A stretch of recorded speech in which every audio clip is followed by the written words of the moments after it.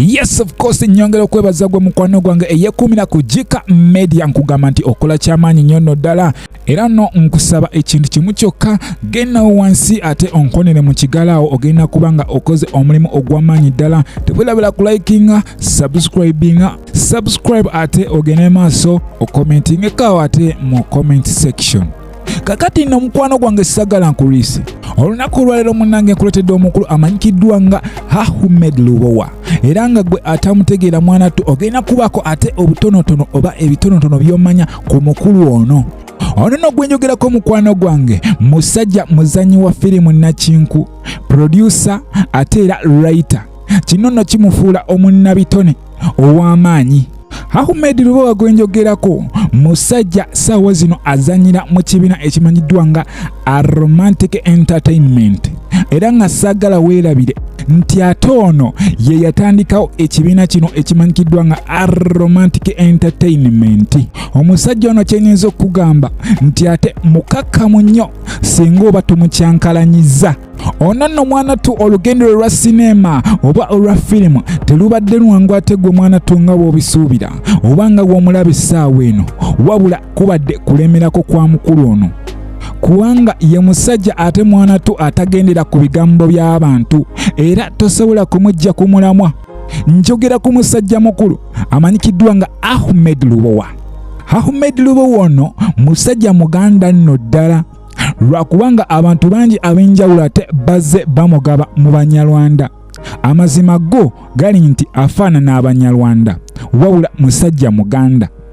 Ono mwanattu yatandika okuzannya sinema oba yayingira ekisaawe kya sinema mu mwaka gwali gwa 2007. Mu mwaka ogwa 2009 ono yalabikirako mu firimu emanyikiddwa nga Kwana Mingi wabula eno ate yamwongerako nnyo ku ttutumu lye ye ng'omuntu. Wentandika okutematema sinema ate ono mwanattu zaabaddemu nyiza obutazimalayo naye nga kyemmanyi bangi mumanyi ezimu ku ezo. Ono nno wenkugamba abazannyi ba firimu ngamba ab'ebweru kati nno bano be yali yeegomba mwanattu nga tannayingira nsiike ya sinema wabula wemba kugamba oyinza okwewuunya kubanga bonna wembagamba bano bazanya action movie oba baali bazanya action movie. Kyokka ekyewuunyisa omukulu Ahmed Lubowa firimu zaalabikiddemu oba zazze awandiika mwanattu zonna ezisinga za mukwano. Bano benjogerako kwe kuli omukulu Sylvester Stallone abangi gumumanyi nga Rambo, kwe kuli omukulu Chakidulu abangi gumumanyi nga Chuck Norris. Kakati wotunulira abasajja abo bonna bakuba nkebete ngamba mundu. Kakati kyewuunyisa okubanga omukulu Ahmed Lubowa ate be yali yeegomba. Kino kitegeeza ki? Omuntu asobola okuinspiringa wabula ate gwe nokola ekyenjawulo ku ye.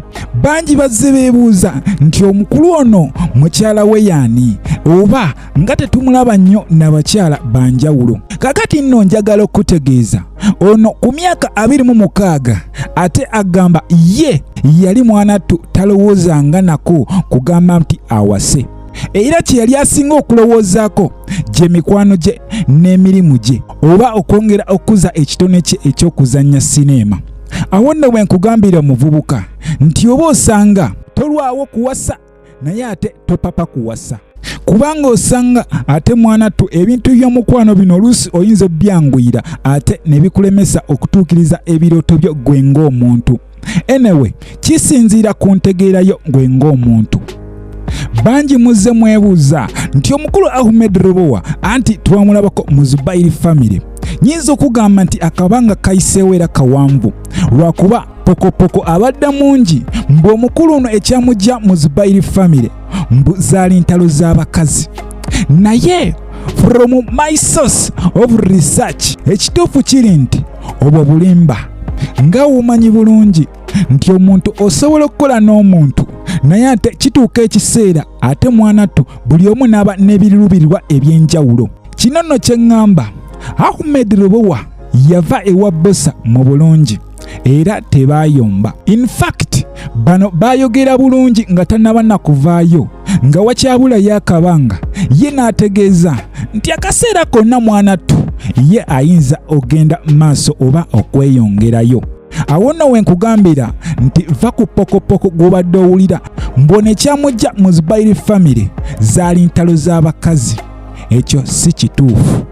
Saawa zino Ahmed Lubowa ate no mwanatu alina omuzannyo ogutambula ogumanyikiddwa nga Climax era nga guno gukutte abantu omubabiro kwassa mwanatu n'ekitengejja. Era ono nga tumulabyeko mu buseries obw'enjawulo oba buyite bufirimu obw'ebitundu. Muno nno nga mwe muli Entunnunsi, Best Friends, Akali Amaggwa n'obulala bungi. Kino nno nga kimufuula producer akyasinze okufulumya busineema oba bufirimu obw'obutundu. Wenjogera ku busineema buno abakyala muba muntegeera bulungi. Omukulu ono emisomo gye egya primary mwanatu yagikwatirako ewakiso. Ate teweerabira nti yakulirako n'ekatwe. Ng'omwana omuto yenna, mwanatu Ahmed Lubowa ono yakula alina ekirooto eky'okubeera omukozi era omusajja eyeekoleddewo kye yeekoledde. Wano nno kye ŋŋamba nti oba osanga ebirooto by'ono anaatera obbituukiriza, sinakindi nga yabituukiriza. Awo nno wenkugambira mukwano gwange gwampuliriza nti omuntu yenna bambi olina okuba n'ekirooto ate toggwangamu ssuubi, kubanga buli waggwamu essuubi then you are nothing, kubanga tolina kyogenda kwekolera nga tolina ssuubi. Bangi muba n'ebirooto byammwe naye ate mwanatu oli ajja n'akujja ku mulamwa olw'ebigambo ebitono byakwogerako oba byakugamba. Kyenyagala okutegeeza mukwano gwange, omuntu yenna atalina kyali ate alina okwogera ku oyo alina ke yeekoleddewo. So buli wowulira abantu nga bakwogerako just know oba manya nti mwanatu olina kye weekoleddewo. Ahmed Lubowa ono gw'olaba ye musajja akugamba nti munnange kino nkyagala era nakikolerera. Tekitegeeza kubba, tekitegeeza kutuulawo okulera ngalo. Tolina kyogenda tuukako mukwano gwange.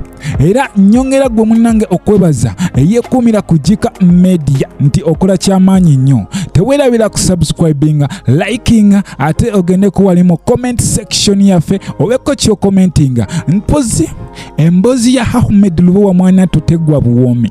Naye olunaku olwaleero mbadde mbasaba tukome wano, Mukama abankuumire.